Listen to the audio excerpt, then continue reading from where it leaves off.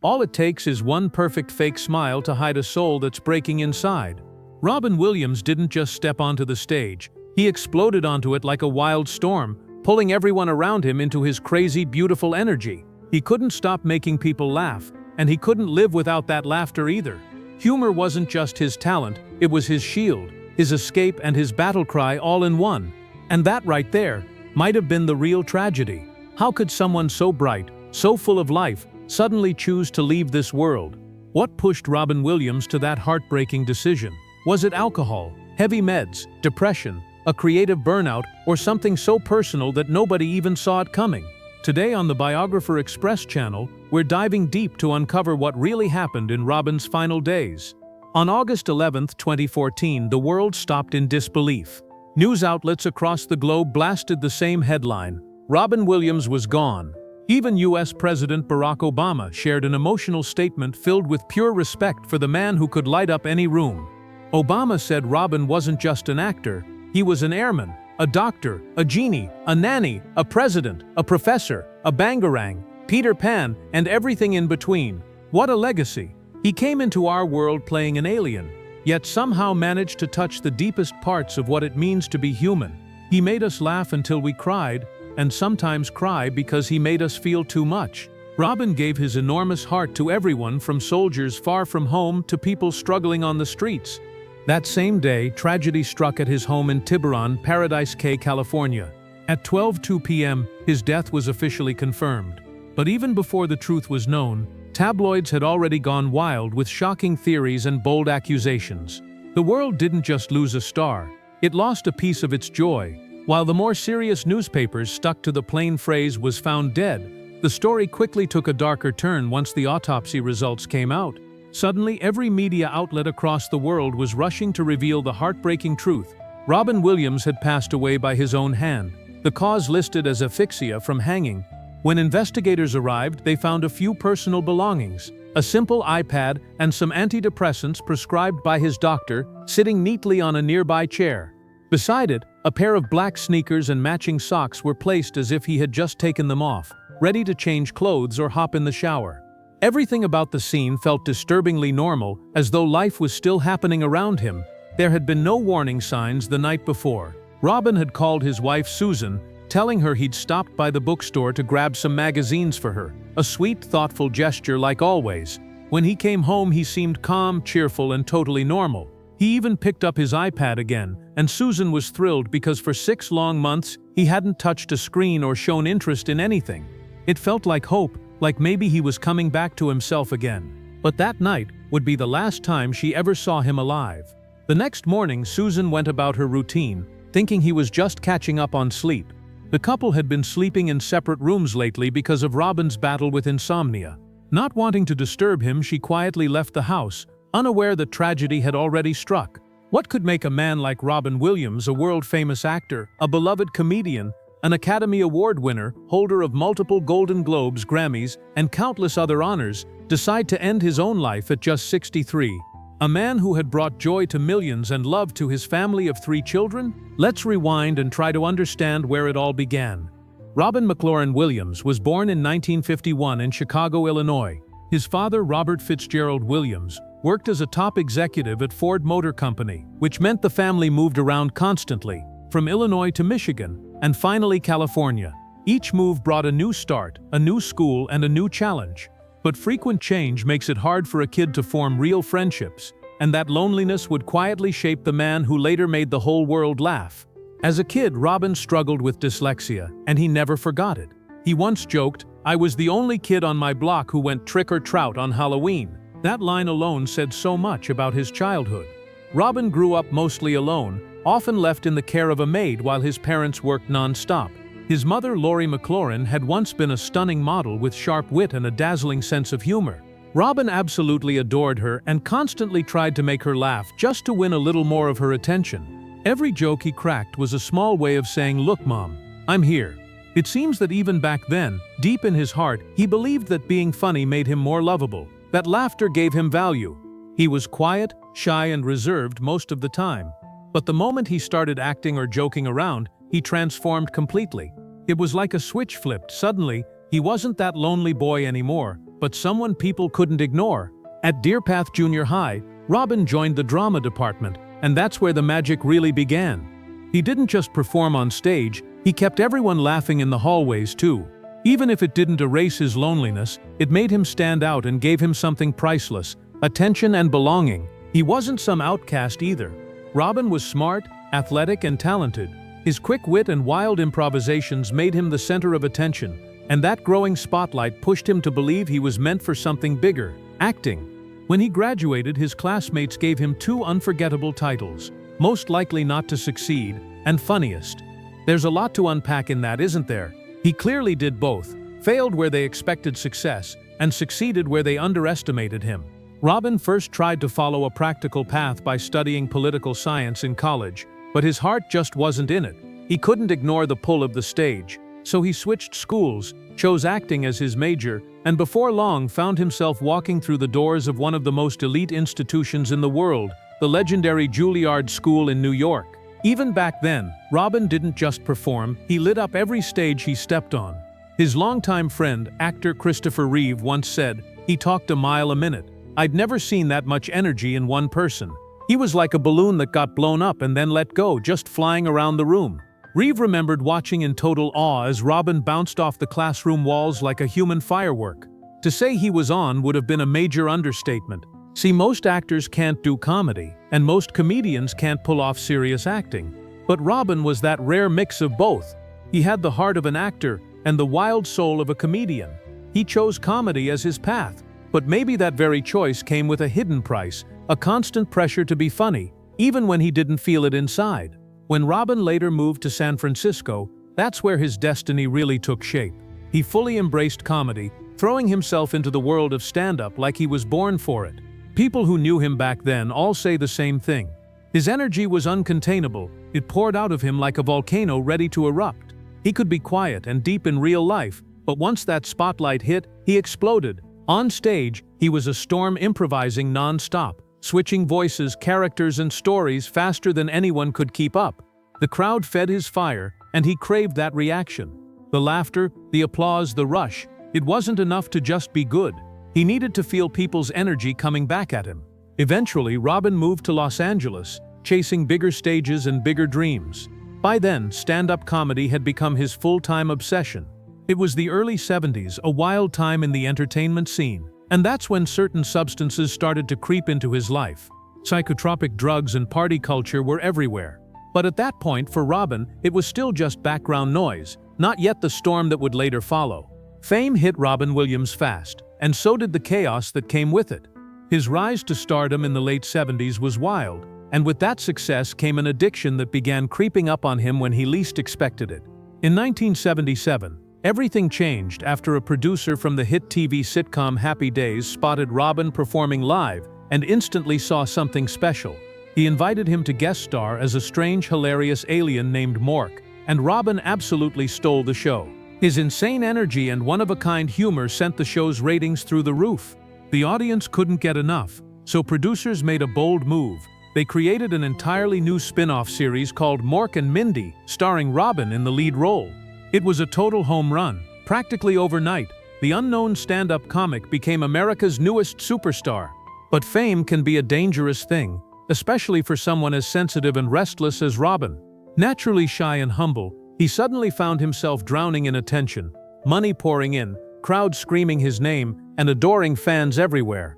The first episode of Mork and Mindy aired in September 1978, just a few months after Robin married his first wife, Valerie Velarde. The couple had a very open relationship, and Robin often spent nights out after filming, partying, performing more stand-up gigs, and living life at a breakneck speed. After wrapping up an episode in front of a live audience, he'd head straight to comedy clubs, hitting multiple stages back-to-back. His creative energy was wild, limitless even, but behind that sparkle, something darker was starting to take hold. To keep up the pace, Robin turned to white powder and alcohol, chasing a high that could match the energy he gave on stage. His close friend, comedian Alan Stephen, once said that at that time, Robin couldn't even step onto a stage without a hit. He remembered Robin asking before a show, "Know anyone with blow? I've got to go on, and I can't do it without some." That one line showed how deep it had gotten. The truth was, in Los Angeles during the late 70s, The entertainment scene was swimming in substances. Almost everyone in show business was using something, some just a little, others way too much. It wasn't just a habit, it was part of the culture, a dangerous trend that mixed with fame, pressure, and adrenaline.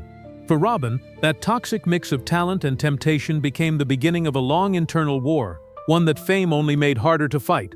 No one in Hollywood was shocked when Robin's wild habits caught up to him. By that point, everyone knew he was in deep. He wasn't just experimenting anymore, he was fully hooked. His friend, comedian Mike Binder, once told a jaw-dropping story that showed just how far things had gone. One night, he said, "We went to this spot called Flipper's Discotheque. I had a gram of coke with me." Robin said, "Ooh, let me take that. Mind if I hid it in the bathroom?" Ooh, he came back, and the whole thing was gone. It was only 8:15 p.m. I said, "Robin, you did the whole gram?" And he just laughed and said, "It was an accident, I'm sorry." Mike shook his head saying, with drugs he was a monster. Once he hit fame, Robin entered the elite Hollywood circle, rubbing shoulders with legends like Robert De Niro, John Belushi, Andy Warhol, and others. Every night turned into a wild ride of parties that stretched till sunrise. For Robin, there were no quiet evenings, no breaks, just endless motion, lights, laughter, and late-night chaos. After those long, reckless nights, he'd show up to the Mork and Mindy set completely drained, sometimes barely functioning, but still somehow the man delivered. Even when exhausted and scattered, his talent burst through. The show's director, Howard Storm, later revealed how wild those days were. Robin couldn't sleep, he said. He'd stay up all night drinking, dating, and sleeping with half of Hollywood, and then roll straight into work the next morning. It was like his energy had no off switch, even when his body clearly begged for rest. Mork and Mindy kept riding high until May 1982 when, out of nowhere, the network pulled the plug. The sudden cancellation hit Robin hard. The show that had made him a star was gone, and the laughter that fueled his world fell silent overnight. Beneath the fame and the party life, the man who made millions laugh was now facing a darkness that no spotlight could chase away. So what came next for Robin after the crash of Mork and Mindy? He went back to where it all began, stand-up comedy. Hitting the stage had always been his therapy, his escape. Every time depression tried to drag him down, performing lifted him up at least for a while. But the crazy part was, the very thing that saved him often pushed him deeper into the darkness too. Many comedians deal with this exact same cycle, and Robin was no exception. His highs were sky high, but his lows, they were brutal. Add stimulants and alcohol into that mix, and those mood swings hit even harder. It wasn't just his lifestyle, it was something deeper in his wiring.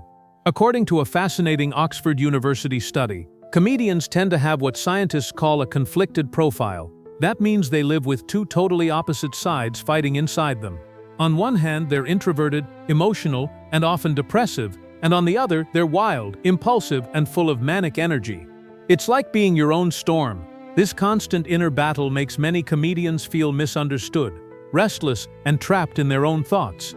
Over 500 comedians from the UK, US, and Australia took part in the study, and the results were eye-opening. Behind all that laughter on stage, there's often quiet pain backstage.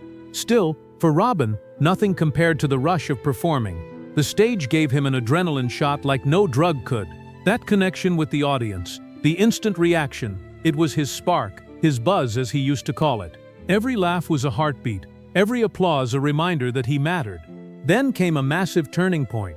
In 1987, the comedy film Good Morning Vietnam hit theaters, and suddenly, Robin's career exploded again. The movie was a smash hit, and critics praised him for his wild, emotional, and unforgettable performance. Robin wasn't just the funny guy anymore, he was officially a Hollywood powerhouse. Award nominations started flooding in, one after another, and through the late 80s and into the 90s, Robin reached a whole new level of fame. His films became box office gold. Hook, Mrs. Doubtfire, and The Magical Aladdin each earned hundreds of millions worldwide. His voice, his face, his energy, they were everywhere. It seemed like the whole world loved him, even if he was still quietly fighting himself behind the scenes. So what do you think Robin Williams was missing to be truly happy? On paper, he had it all. A dream career, worldwide success, and a loving wife by his side. But sometimes, the brighter the spotlight, the heavier the pressure behind it. For someone already battling emotional ups and downs and numbing himself with alcohol and substances, that kind of fame could turn into pure chaos. Behind every standing ovation and red carpet smile was the same dangerous mix: unmatched talent, endless energy, and heavy use. That wild combo carried him through years of stardom, but it also quietly tore at his peace. By 1992, he was still climbing higher professionally, but emotionally, something inside him never stopped trembling. That something was fear. It haunted him for years, an invisible shadow that followed him everywhere. When people asked what he was afraid of, Robin once admitted, "Everything. It's just this constant all-around fearfulness and anxiety."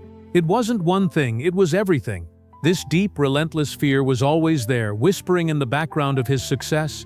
He could silence it only through work, by throwing himself into acting, into comedy, into applause. The laughter of the crowd was his escape hatch, the only thing that made him feel safe, even for a moment. And when the stage lights went dark, he'd drown that fear in substances and alcohol, desperate to keep it quiet. But there's always a price. Years of abuse left invisible scars on his body and mind. Experts say that prolonged substance use can rewire the brain, overstimulating some areas while cutting off vital communication between neurons. It can damage the parts that control motivation, decision-making, and even the routines that keep a person grounded. Robin's genius mind was fighting a battle his fans could never see. Research published in 2009 revealed something chilling. Substance use disorders are among the most common mental health issues linked to voluntary deaths. And tragically, Robin's path took a sudden, painful turn after one devastating event in 1992. That year, his close friend, comedian John Belushi, brother of actor Jim Belushi, died from an overdose. It shocked Robin to his core. He'd partied with John just hours before that fatal night, and the loss hit him like a lightning strike. For Robin, it wasn't just the death of a friend, it was a brutal wake-up call. One that would force him to finally look at his own life and the dangerous spiral he was trapped in. That tragic night changed everything. Robin had been hanging out with his friend John Belushi at his bungalow in the famous Chateau Marmont Hotel in Los Angeles, the same night John would lose his life. When Belushi passed away, Robin became the key witness in the investigation, a shocking reality that hit him like a brick wall. The sudden loss of his friend didn't just shake him emotionally, it snapped him out of the haze. On top of that, his wife Valerie was pregnant at the time, and the thought of becoming a father made him question everything. The Belushi tragedy scared the whole entertainment world. Robin later admitted, "His death caused a mass exodus from drugs, and for me, I had a baby on the way. I knew I couldn't be a father and live that sort of life." That baby was his first child, Zachary, nicknamed Zach, born in 1983. That year marked a major turning point. Robin decided he was done with substances and committed himself to a new life. And he kept that promise for nearly 2 decades. From 1983 to 2005, Robin managed to stay sober, a huge accomplishment given his fame, pressure, and the non-stop chaos of Hollywood. But sadly, that peace didn't last forever. In 2005, while filming The Big White on the icy border between Alaska and British Columbia, something inside him cracked again. Surrounded by cold isolation and silence, his old demons came creeping back. The loneliness hit hard, and he turned back to alcohol. It wasn't that the movie set itself was cursed or special. It was just that one small moment of weakness, the tiniest nudge, and everything came crashing down. The fear that had haunted him his whole life resurfaced stronger than ever. Robin later described it painfully honestly. "I was in this small town. It wasn't the end of the world, but you could see it from there," he said. "And then I thought maybe drinking would help. I felt alone and afraid. I'd been working non-stop and thought maybe that'll make it easier. But it was the worst thing in the world." That confession said it all. Even after 20 years of fighting his addictions, the same fear and loneliness that had once driven him to laughter and fame now dragged him right back into the darkness he had spent decades escaping. Robin's relapse spiraled fast. It turned into a 3-year-long binge that wrecked everything around him. Those years of drinking didn't just damage his health, they tore apart his family. His second wife, Marcia Garces, the woman he'd spent nearly 2 decades with, couldn't take it anymore. Together, they had built a beautiful life and raised 2 children, his daughter Zelda and his son Cody. But even love that deep couldn't survive the chaos. It was actually his family who tried to save him. They staged an intervention, desperate to pull him out of the hole he was falling into. They placed him in rehab, and Robin did try to fight his addiction again. But those 3 dark years had already left scars that no therapy could erase. Friends said Robin drank with the same intensity that he performed. No breaks, no limits. He didn't just drink, He drowned himself in it. He showed up to interviews and public events visibly intoxicated, and the tabloids were relentless. One infamous incident happened during the 2006 Cannes Film Festival at an AIDS charity gala, when Robin, completely drunk, accidentally knocked Ivana Trump down on the dance floor. Cameras flashed everywhere, and the story spread like wildfire. There were also nights in Los Angeles when he went on full-blown benders, bar hopping until he blacked out. Eyewitnesses even recalled one night where Robin drunkenly tried to flirt with a waitress, something that infuriated Marcia, who had already been silently enduring his self-destruction for too long. Everyone knew about it. The gossip columns wrote about it, the fans whispered about it, and eventually Robin himself owned up to it. He later admitted that despite Marcia's forgiveness, his actions were the reason their marriage fell apart. "I was shameful," he confessed. "You do stuff that makes you disgusted with yourself, and that's hard to recover from. You can say, 'I forgive you,' but that's not the same as coming back. It's not coming back." Those words carried years of regret and heartbreak. He had lost not just a wife, but the family that grounded him. By 2010, when The Guardian journalist Decca Aitkenhead met with him for an exclusive interview, the Robin sitting in front of her wasn't quite the same man the world had known. He was calmer, quieter, and somehow dimmer, as if the fire that once burned inside him had faded. He still attended Alcoholics Anonymous meetings and stayed in therapy, doing everything he could to stay on track. But those close to him sensed something else was happening, something deeper than addiction. Maybe it was the long-term damage from years of emotional struggle, or maybe it was the early signs of the illness that no one yet knew he was battling. Whatever it was, that spark, the one that once lit up rooms and screens around the world, was starting to flicker, hinting at the tragedy that was slowly taking shape behind his smile. When journalists met Robin in his later years, the man they saw wasn't the whirlwind of energy the world remembered. His presence was calm, almost too calm, like he was forcing himself to stay grounded. He carried himself with an intensely zen stillness, but there was something mournful in it too. When he wasn't slipping into one of his famous voices, he spoke in a deep, shaky baritone as if holding back tears. His tone could have easily belonged at a funeral. He seemed gentle, kind, even tender, but underneath it all you could feel the sadness. Over time, that sadness only grew heavier. Robin's sensitive mind, already worn down by decades of emotional strain, started to crack under the pressure. In the 2018 documentary Robin Williams' Come Inside My Mind, his friends and family remembered how he always kept so much bottled up. They said he felt everything deeply, but hid it behind jokes and smiles. That kind of emotional suppression can be dangerous. It builds tension inside until it starts to twist the nerves and shake the mind. Then came another major blow, his heart surgery in 2009. Doctors had to replace his aortic valve, and although Robin later joked about it publicly, the reality was far from funny. Facing his own mortality shook him badly. The surgery left him weak, anxious, and painfully aware of how fragile life really was.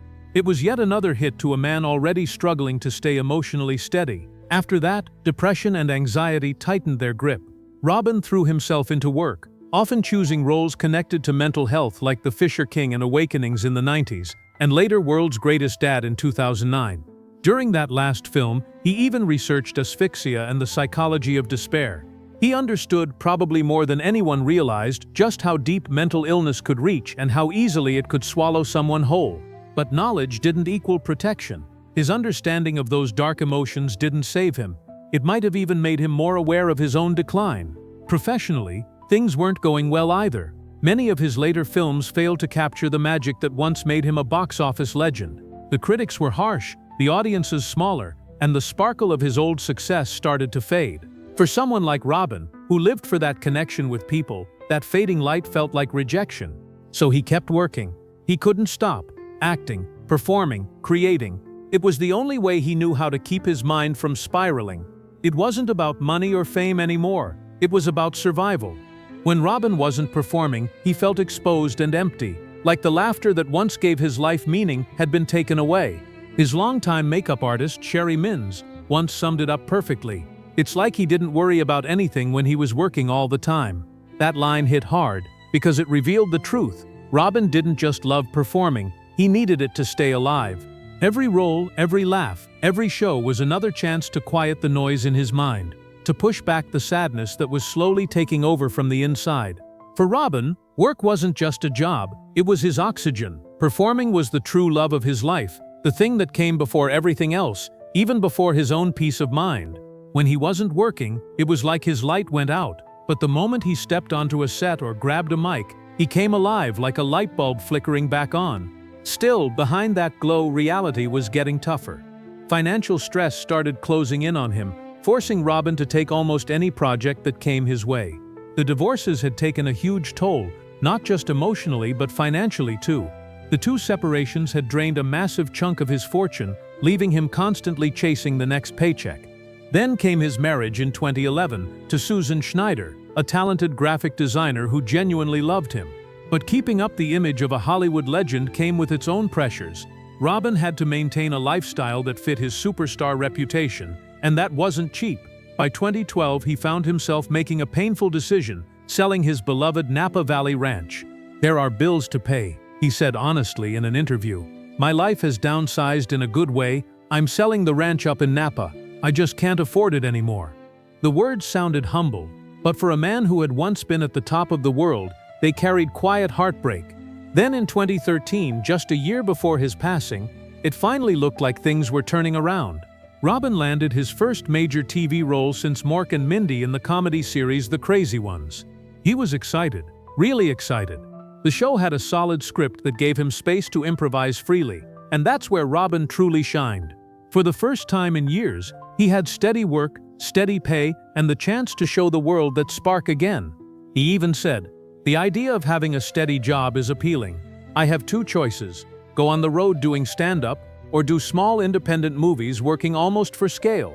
The movies are good, but a lot of times they don't even have distribution. A regular job day to day, you go to the plant, punch your card and get out. That's a good job." It was his way of saying he just wanted stability, something normal in a life that had been anything but. The Crazy Ones should have been his comeback, his shot at feeling like himself again. But tragically, the man the audience saw on screen was already battling something far bigger than anyone realized. His friends who visited the set later revealed that the old sparkle was gone. He was still professional, still kind, but something in his eyes had changed. They noticed his timing was off, his confidence shaken, and then came the memory lapses. Robin started forgetting his lines, losing focus mid-scene, things that had never happened before. It wasn't just memory. His body began to fail him too. He suffered from constant digestive issues, trouble sleeping, and even problems with movement and coordination. He'd complain of heartburn, muscle stiffness, and strange sensations that doctors couldn't quite explain. He even began losing his sense of smell. At the time, everyone thought it was exhaustion or maybe stress. But in truth, these were the first terrifying signs of something far more serious. The illness quietly attacking his mind and body, changing him from the inside out, even as he kept smiling for the world. Not long after The Crazy Ones began filming, something small but worrying appeared. A slight tremor in Robin's left hand. He tried to hide it by keeping that hand tucked deep into his pocket, hoping no one would notice. But people close to him did. The show's creator, David E. Kelley, later recalled that Robin's usual spark seemed dimmer, and the magic that once made him unstoppable just wasn't shining through anymore. The ratings began to fall fast, and by April 2014, just 6 months before his passing, the show was cancelled. That cancellation hit Robin hard. It wasn't just a job loss, it was the collapse of his last real hope of feeling like himself again. He'd poured everything into that role, hoping it would be his comeback, his lifeline, and suddenly it was gone. His makeup artist and longtime friend Sherry Minns remembered one heartbreaking moment during that time. She had gently encouraged him to go back to stand-up, to reconnect with that old energy and feel that rush again. But Robin's reaction was devastating. He broke down in tears, she said. He just cried and said, "I can't, Sherry." I said, "What do you mean you can't?" And he said, "I don't know how anymore. I don't know how to be funny." Hearing that from a man who had made the world laugh was gut-wrenching. It showed just how lost he'd become inside himself. Then, just a few months later, came the diagnosis: Parkinson's disease. At first it seemed like an answer. The tremors, the memory issues, the exhaustion, all of it suddenly made sense. But that relief didn't last long. According to his wife Susan, life quickly became an endless parade of symptoms. The disease didn't attack all at once. It crept in, one piece at a time, robbing Robin of control over his body and mind. Every week, it was something new: pain, stiffness, confusion, sleepless nights. Susan admitted that at one point she even wondered if Robin had turned into a hypochondriac, because no doctor could give them solid answers.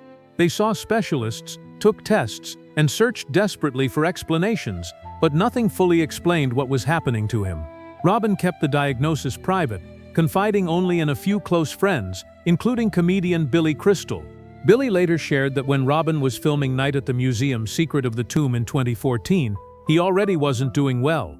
On set, he seemed tired, quiet, and uncertain, so unlike the man everyone remembered. His body was betraying him, his confidence was slipping, and his once effortless humor felt forced. For a man who lived through laughter, losing his ability to make people smile must have felt like losing his very soul. Behind every kind smile and soft joke, Robin was quietly fighting a terrifying battle against a body and brain that were slowly shutting him out of his own world. And he was doing everything he could to keep anyone from seeing how much pain he was in. The symptoms that had quietly started during the crazy ones were now getting worse fast. Robin wasn't just tired anymore, something deeper was slipping away. On the set of Night at the Museum: Secret of the Tomb, director Sean Levy remembered a chilling moment that said it all. Robin looked at him one day and said softly, "I'm not me anymore." Those words hit like a punch to the gut. Levy later said, his brain wasn't firing at the same speed. The joy wasn't there. That loss of spark was obvious to everyone close to him. His wife Susan recalled that by then Robin was taking a cocktail of different medications, antipsychotics, antidepressants, and treatments for Parkinson's, but nothing was working. In fact, he was getting worse. His body wouldn't listen to him, his thoughts kept slipping, and the man who had once brought life to every room was now trapped inside a fog he couldn't escape. And the worst part, Robin knew it. He was aware of every decline, every failed attempt to feel normal again. That awareness made him furious, angry at his body, angry at his brain, and angry that the very thing that had made him who he was, his mind, was turning against him. Soon paranoia began to creep in. He struggled to sleep at night, sometimes pacing, sometimes whispering about fears that made no sense. His family and closest friends tried to protect him, gently limiting his contact with the outside world so that no one would see how far he had fallen. In June 2014, Robin checked into the Dan Anderson Renewal Center in Center City, Minnesota, a rehab facility he'd been to before, back in 2006, when he was battling addiction. This time, the public was told he was simply refreshing his commitment to sobriety, taking a short wellness break.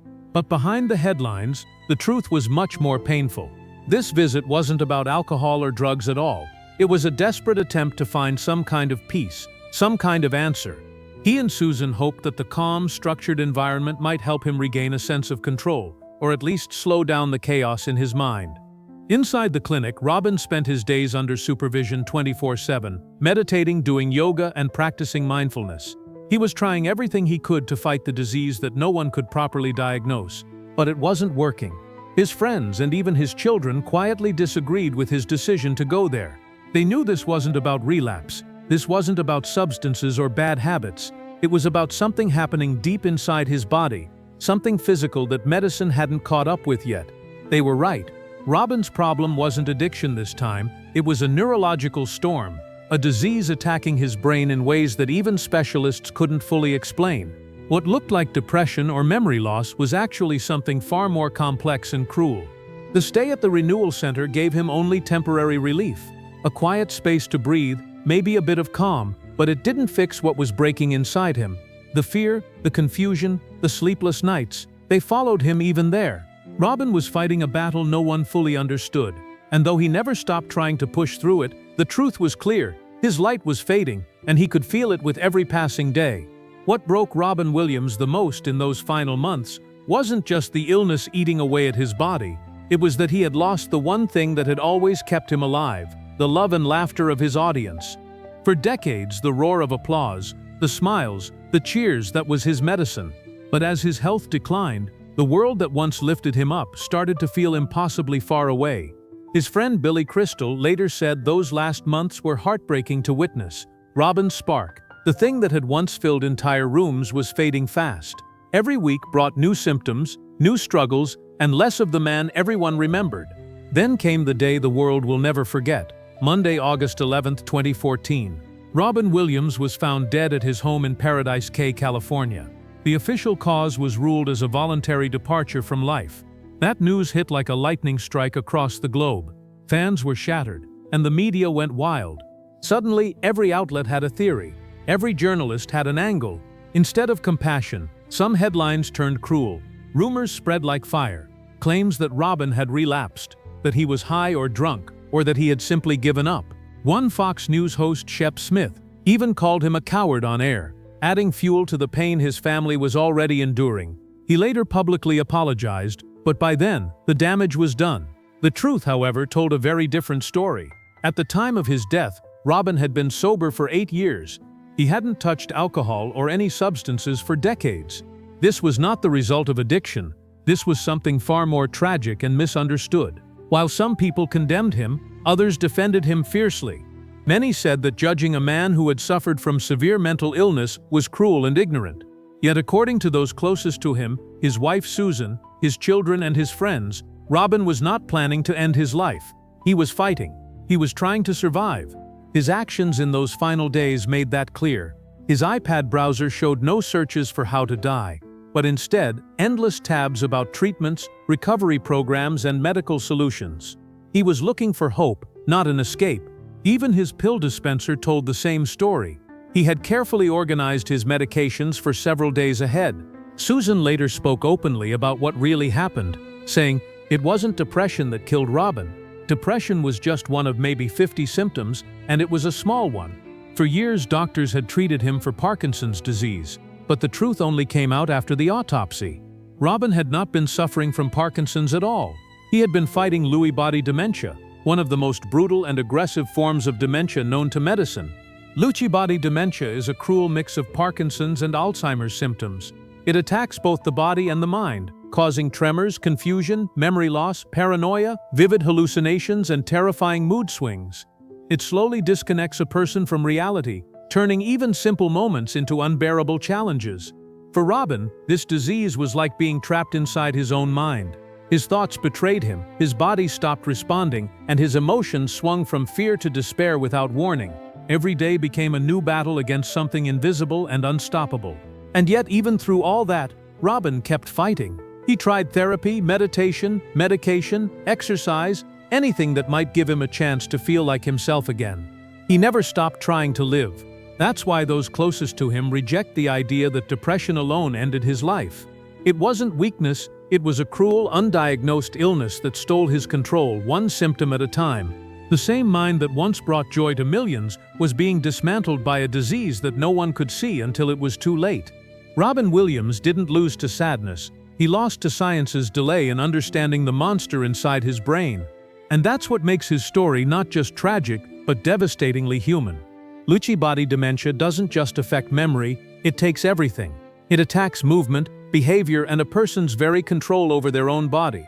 According to Dr. Miller, the director of memory and aging at the University of California, Lewy body dementia is a disease that really kills.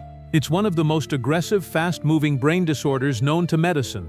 And when doctors discovered that Robin Williams had been battling one of its most devastating forms, it became clear his sheer ability to keep going was nothing short of a miracle.